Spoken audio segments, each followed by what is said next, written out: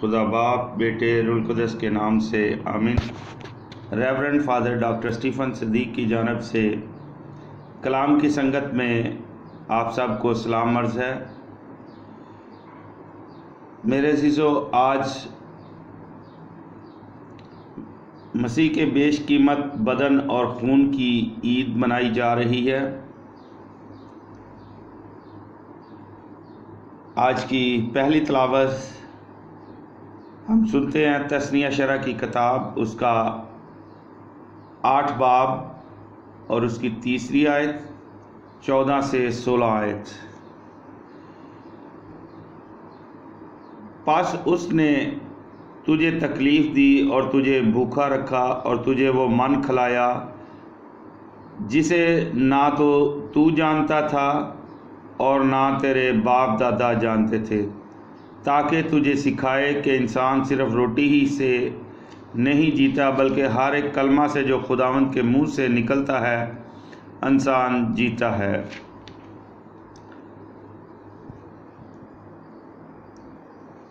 تو تیرا دل پھول جائے اور تو خداوند اپنے خدا کو بھول جائے جو ملک مصر یعنی جائے غلامی سے تجھے نکال لایا، اور جس نے اس عظیم اور خوفناک بیابان میں تیری رہبری کی، جہاں آتشی سانپ اور بچھو اور ایسی پیاسی زمین تھی جہاں پانی نہ تھا۔ وہاں اس نے تیرے لیے سخت چٹان سے پانی نکالا، اور اس نے بیابان میں تجھے مان کھلایا جس سے تیرے باپ دادا ناواقف تھے، تاکہ تجھے تکلیف دینے اور تیرا امتحان کرنے کے بعد آخر کار تیرے ساتھ بھلائی کرے۔ خدا کا کلام پڑھا اور سنا جانا ہم سب کے لیے باعث برکت ہو۔ خداوند کا شکر ہو۔ آئے میرے عزیزو، آج کی دوسری تلاوت سنتے ہیں جو پولس رسول کا کرنتھیوں کی کلیسیا کے نام پہلا خط ہے، اس کا 10 باب اور اس کی 16 آیت سے 17 آیت تک ہم سنیں گے۔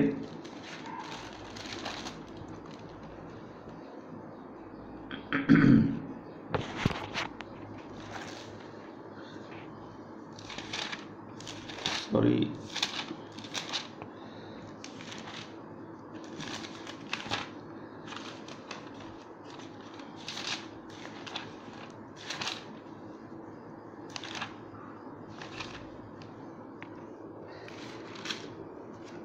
پہلا کرنتھیوں 10 باب اور اس کی 16 سے 17 آیت تک۔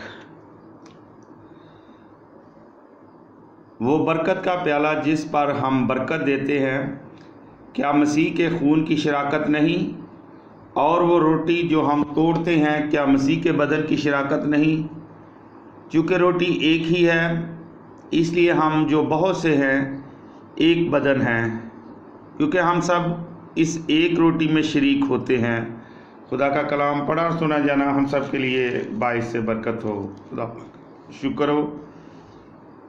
خداوند آپ کے ساتھ ہو۔ انجیل مقدس یوحنا رسول کے مطابق، اے خداوند تیری تمجید ہو، اس کا 6 باب اور اس کی 51 آیت سے 58 آیت تک ہم سنیں گے۔ میں وہ زندہ روٹی ہوں جو آسمان سے اتری ہے، اگر کوئی اس روٹی میں سے کھائے تو ہمیشہ تک زندہ رہے گا، اور جو روٹی جہان کی زندگی کے لیے میں دوں گا وہ میرا گوشت ہے۔ پس یہودی آپس میں یوں کہہ کر تکرار کرنے لگے کہ یہ اپنا گوشت ہمیں کیوں کر کھانے کو دے سکتا ہے؟ مگر یسوع نے ان سے کہا کہ میں تم سے سچ سچ کہتا ہوں کہ اگر تم ابن انسان کا گوشت نہ کھاؤ اور اس کا خون نہ پیو تو تم میں زندگی نہیں ہوگی۔ جو میرا گوشت کھاتا اور میرا خون پیتا ہے وہ ہمیشہ کی زندگی رکھتا ہے، اور میں اسے یوم آخر میں پھر زندہ کروں گا، کیونکہ میرا گوشت حقیقی غذا اور میرا خون حقیقی شرب ہے۔ جو میرا گوشت کھاتا اور میرا خون پیتا ہے وہ مجھ میں قائم رہتا ہے اور میں اس میں، جس طرح باپ نے جو زندہ ہے مجھے بھیجا اور میں باپ سے زندہ ہوں، اسی طرح وہ بھی جو مجھے کھاتا ہے مجھ سے زندہ رہے گا۔ یہاں تک آج کی انجیل مقدس کے وسیلے سے ہم سب کی خطائیں معاف کی جائیں۔ اے مسیح تیری ستائش ہو۔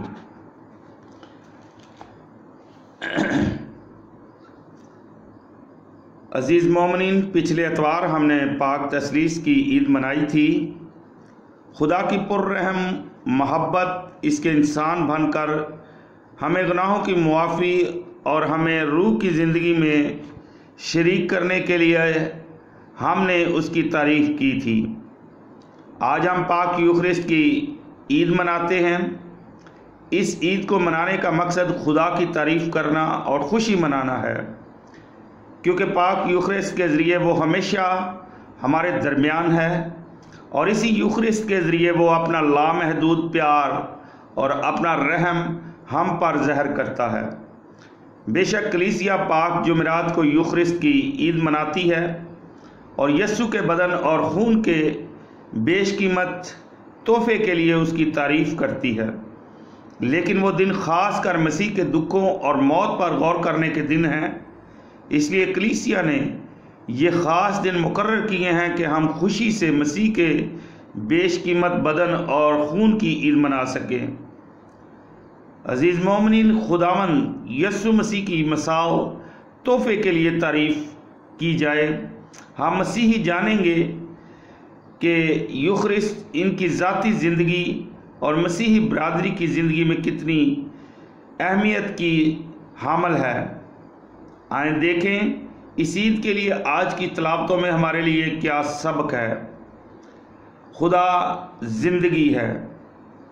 تکوین کے پہلے اور دوسرے باب میں ہم پڑھتے ہیں کہ کس طرح خدا نے روشنی، پھر پانی، اس کے بعد سورج، چاند اور ستارے خلق کیے۔ صرف خدا ہی اس قسم کے اجسام کو فضا میں قائم رکھ سکتا ہے، لیکن یہ تو صرف بے جان چیزیں ہیں۔ کوئی ستارہ گھاس کے ایک تنکے یا پھولوں کی برابری نہیں کر سکتا، کیونکہ ان میں زندگی ہے جو ستارے میں نہیں۔ خدا نے بے شمار درخت اور پودے پیدا کیے، پھر بہت سے جانور جنگلوں میں پھرنے کے لیے پیدا کیے، سمندر کی مچھلیاں اور فضا کے لیے پرندے پیدا کیے۔ یہ سب خدا کی قدرت اور حکمت کا نشان ہے۔ اس نے یہ سب صرف کہہ کر پیدا کیا کہ ہو جا، لیکن یوں محسوس ہوتا ہے کہ اپنی تخلیق کے آخری مرحلے میں آخری فیصلہ کرنے سے پہلے خدا نے ایک لمحے کے لیے رک کر سوچا، اور خدا نے انسان کو اپنی صورت پر پیدا کیا۔ خدا کی صورت پر اس نے اس کو پیدا کیا، نر و ناری ان کو پیدا کیا۔ ہم ایک پودے اور ایک جانور کی زندگی میں اچھا خاصا فرق دیکھتے ہیں، لیکن یہ فرق ایک انسان اور ایک جانور کی زندگی کے سلسلے میں عروج پر پہنچ جاتا ہے۔ خدا اپنی تخلیق شدہ ہر ایک چیز کی فکر کرتا ہے۔ ماں کے بطن میں بچے کی زندگی کا انحصار ماں کی زندگی پر ہوتا ہے، بلکہ پیدائش کے بعد بھی اچھے خاصے عرصے تک اس کی زندگی ماں ہی پر منحصر رہتی ہے۔ وہ اس کی خوراک اور حفاظت کی ذمہ دار ہوتی ہے۔ بعد میں کہیں وہ آہستہ آہستہ جا کر خود مختار ہوتا ہے، لیکن تکوین میں انسانوں، پرندوں، جانوروں میں سے کوئی بھی ایسا نہیں جس کی زندگی کا انحصار خدا کی ذات پر نہ ہوتا ہو۔ زبور 103 میں اس حقیقت کا اظہار ان خوبصورت الفاظ میں کیا گیا ہے: جب تو اپنا چہرہ چھپاتا ہے تو وہ پریشان ہو جاتے ہیں، جب تو ان کی جان لے لیتا ہے تو وہ فنا ہو جاتے ہیں اور اپنی گرد میں لوٹ جاتے ہیں۔ اسی زبور میں کہا گیا ہے کہ یہ سب تیرے منتظر ہیں کہ تو وقت پر ان کو خوراک دے، جب تو ان کو دیتا ہے تو وہ جمع کرتے ہیں، جب تو اپنا ہاتھ کھولتا ہے تو وہ اچھی چیزوں سے سیر ہوتے ہیں۔ جس سے یہ ظاہر ہوتا ہے کہ خدا اپنی تخلیق کی ہوئی چیزوں کی پروردگاری کرتا ہے۔ خدا زندگی ہے اور اس کا کوئی آغاز یا اختتام نہیں ہے۔ وہ زندگی کا سرچشمہ ہے۔ ہر چیز اس کی زندگی سے زندگی پاتی ہے۔ وہ سب چیزوں کی حفاظت اور پروردگاری کرتا ہے۔ خدا نے انسانوں کو اپنی الہی زندگی میں شریک کیا۔ ہم اپنی جسمانی زندگی کو زندگی کہتے ہیں۔ یہ خدا کا بیش قیمت تحفہ ہے۔ جس محبت سے خدا نے ہمیں زندگی بخشی ہے، زمین پر کوئی ماں بھی ایسی محبت سے اپنے بچے کو زندگی نہیں بخشتی۔ خدا نے انسان کو اپنا فرزند بنایا۔ دیکھو کیسی محبت باپ نے ہم سے کی ہے کہ ہم خدا کے فرزند کہلائیں، اور ہم ہیں بھی۔ یسوع اس دنیا میں اس لیے آیا کہ وہ انسان کو الہی زندگی دوبارہ بخشے جو اس نے گناہ کے ذریعے کھو دی تھی۔ انسان نے گناہ کر کے خدا کے منصوبے کو طے بالا کر دیا۔ گناہ نے انسان کی جسمانی فطری زندگی کو تباہ نہ کیا، بلکہ اس کے اندر سے الہی زندگی کو ختم کر دیا۔ اسی طرح انسان خدا کی زندگی میں شراکت اور آسمان کی خوشی سے محروم ہو گیا۔ خدا نے انسان کو دوبارہ اپنی زندگی میں شریک کرنے کے لیے اپنے بیٹے یسوع مسیح کو بھیجا، جو خود اپنے آنے کا مقصد ان الفاظ میں بیان کرتے ہیں: میں اس لیے آیا ہوں کہ وہ زندگی پائیں بلکہ کثرت سے پائیں۔ یسوع نے اپنے دکھوں، موت اور جی اٹھنے کی بڑی قیمت ادا کر کے انسانوں کو دوبارہ خدا کی زندگی میں شریک کیا۔ اس نے رسولوں کو پینتیکوست کے دن روح القدس عنایت کر کے یہ زندگی بخشی۔ ہم میں سے ہر ایک کو یہ زندگی بپتسمہ کے وقت بخشی جاتی ہے۔ ہم میں سے ہر ایک کو اس زندگی پر فخر کرنا چاہیے۔ پولس رسول اپنے اندر اس زندگی کی کار فرمائی ان الفاظ میں بیان کرتے ہیں: اب میں زندہ نہ رہا بلکہ مسیح مجھ میں زندہ رہا۔ اپنے اندر اس الہی زندگی کو قائم رکھنے کے لیے ہم یسوع پر انحصار کرتے ہیں۔ ہم پہلے ہی کہہ چکے ہیں کہ ہماری جسمانی اور روحانی زندگی خدا کے ہاتھ میں ہے۔ ہم میں الہی زندگی ہمیں گناہ سے بچاتی ہے۔ ہمارا کام اسے صرف محفوظ رکھنا ہی نہیں بلکہ اسے بڑھانا بھی ہے۔ جب بپتسمے کے ذریعے یہ زندگی ہمیں بخشی گئی، ہم اس وقت خدا کے فرزند بنے۔ ہر روز ہمیں اپنے اندر یہ زندگی مضبوط کرنا ہے تاکہ ہم بالغ مسیحی بن جائیں۔ کون ہمیں ان تمام خطرات سے بچائے گا جو اس زندگی کو ختم کرنے کے در پہ ہیں؟ کون ہمیں وہ خوراک مہیا کرے گا جس کے کھانے سے ہم اس زندگی میں قائم رہ سکتے ہیں؟ صرف خداوند یسوع مسیح ہمارے لیے یہ سب کچھ کر سکتا ہے۔ آج کی پہلی تلاوت اس حقیقت کا اظہار کرتی ہے کہ روح میں زندگی کا انحصار اس کی ذات پر ہے۔ یہودیوں کی طرح ہمیں بھی غلامی سے آزادی میں لایا گیا ہے۔ مسیحی نے اپنی صلیب اور موت کے ذریعے ہمیں گناہ کی غلامی سے آزادی بخشی۔ ہم بھی اس دنیا کے بیابان سے گزر رہے ہیں تاکہ وعدے کی سرزمین یعنی آسمان میں پہنچیں۔ یہ دنیا خوفناک بیابان ہے جہاں بھوک، پیاس، زہریلے سانپ اور اس طرح کے بہت سے خطرات ہیں۔ اگر ہمیں اپنے آپ پر چھوڑ دیا جائے تو ہم کبھی بھی وعدے کی سرزمین میں نہیں پہنچ سکتے۔ ہم راستے میں ہی بھوک اور پیاس سے مر جائیں گے۔ ہم یہودیوں سے بھی بڑھ کر خوش قسمت ہیں کیونکہ ہمارا رہنما نیا موسیٰ ہے جو ہمیں ایسی خوراک مہیا کرتا ہے جو اس من کی نسبت قوت والی ہے، اور ہمیں ایسا پانی پینے کو دیتا ہے جو اس چٹان سے نکلے ہوئے پانی کی نسبت زیادہ تر و تازگی بخشتا ہے۔ کلیسیا کی ابتدا ہی سے من اور چٹان کے پانی کو یوخرسٹ کا نشان ٹھہرایا گیا۔ یسوع نے ہمارے لیے بے مثال خوراک تیار کی ہے۔ یوحنا باب 6 میں روٹیوں کے معجزے کا ذکر ہے۔ انجیل مقدس میں یہ بھی بڑا حیران کن معجزہ ہے۔ یسوع کے اس معجزے کا مقصد یہ تھا کہ کل جو وہ کفرنہوم میں لوگوں سے کہنے والا تھا اسے سمجھنے کے لیے تیار ہو جائیں۔ ان باتوں کا خلاصہ یہ ہے کہ میں اپنے آپ کو 3 طریقوں سے خوراک کی صورت میں تمہارے سامنے پیش کرتا ہوں۔ نمبر 1، میں ایمان کے ذریعے تمہاری خوراک بننے والا ہوں۔ نمبر 2، میں اپنے کلام کے ذریعے تمہاری خوراک بننے والا ہوں۔ نمبر 3، میں اپنے بدن اور خون کے ذریعے تمہاری خوراک بننے والا ہوں۔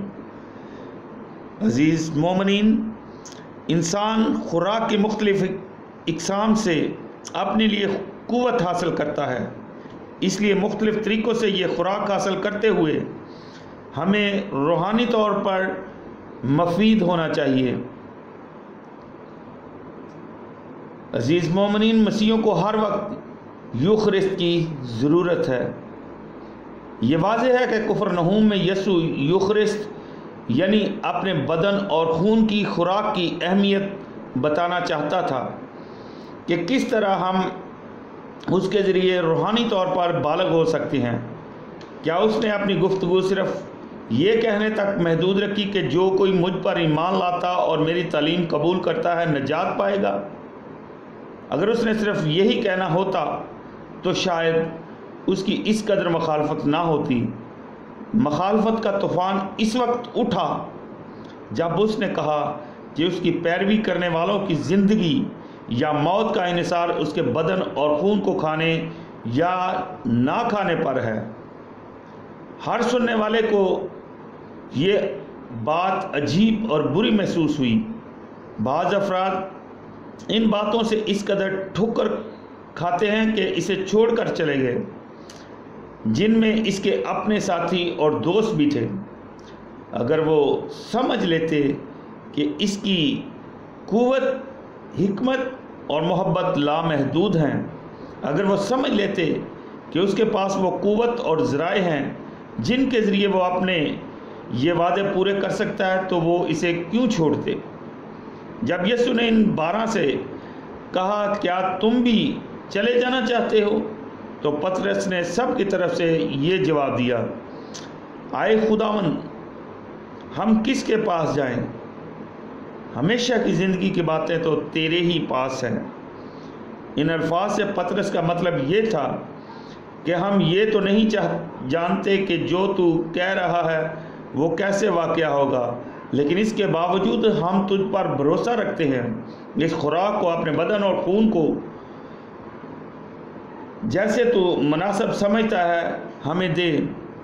اس سے پیشتر یسوع نے کبھی بھی اس طریقے سے نہیں بتایا تھا کہ ہمیں زندہ رہنے کے لیے یوخرست کی ضرورت ہے۔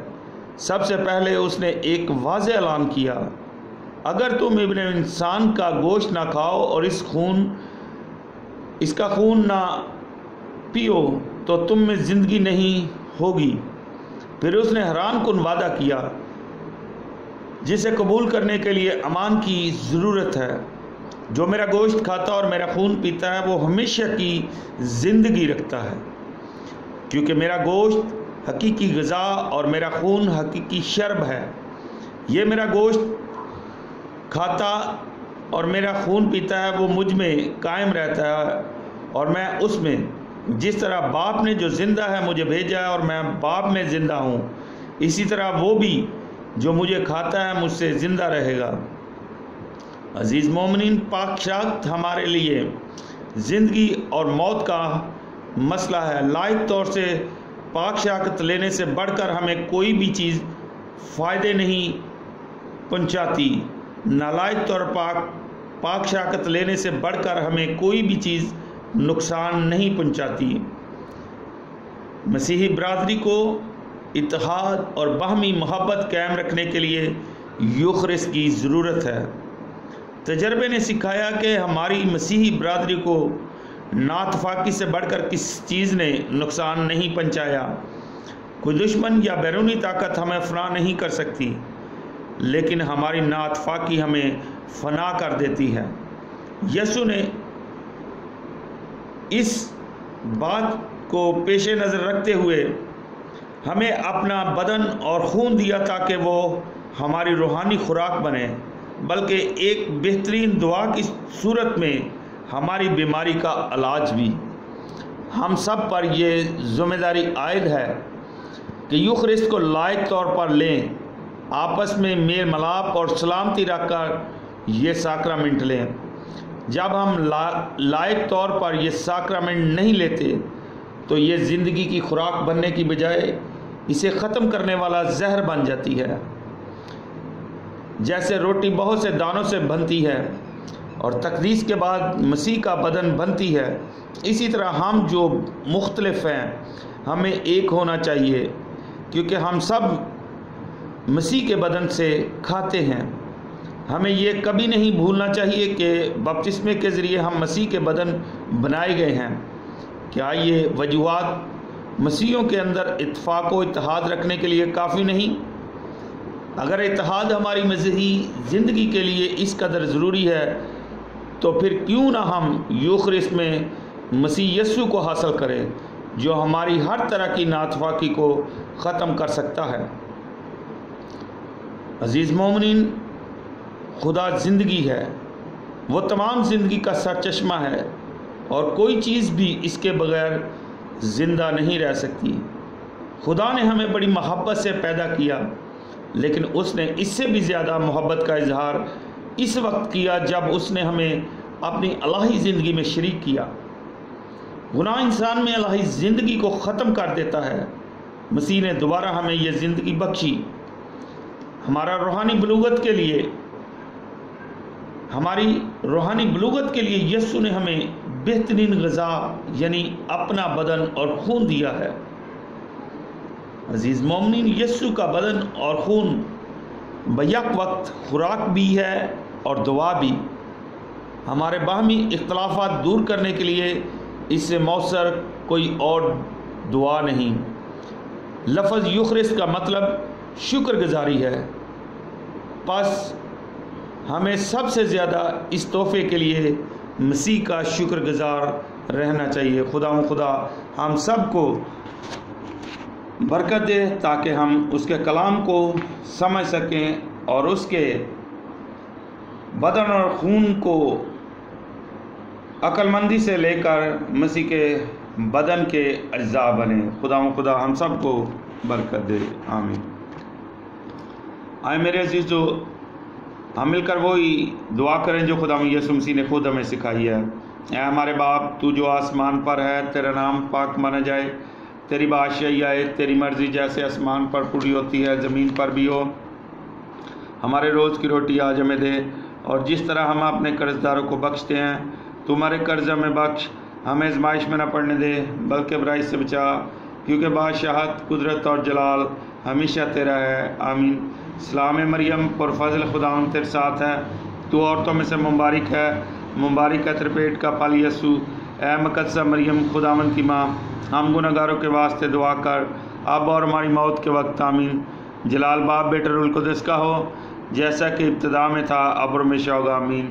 اب ہمارے خدا یسوع مسیح کا فضل، خدا باپ کی محبت، رفاقت اور شراکت اب سے لے کر ہمیشہ تک ابدالآباد آپ سب کے ساتھ ہوتی رہے۔ عبادت ہو چکی، صلاح اور سلامتی میں رہے اور خداوند کی خوشخبری دوسروں تک پہنچائیں، آمین۔ خدا باپ، بیٹے، روح القدس کے نام سے، آمین۔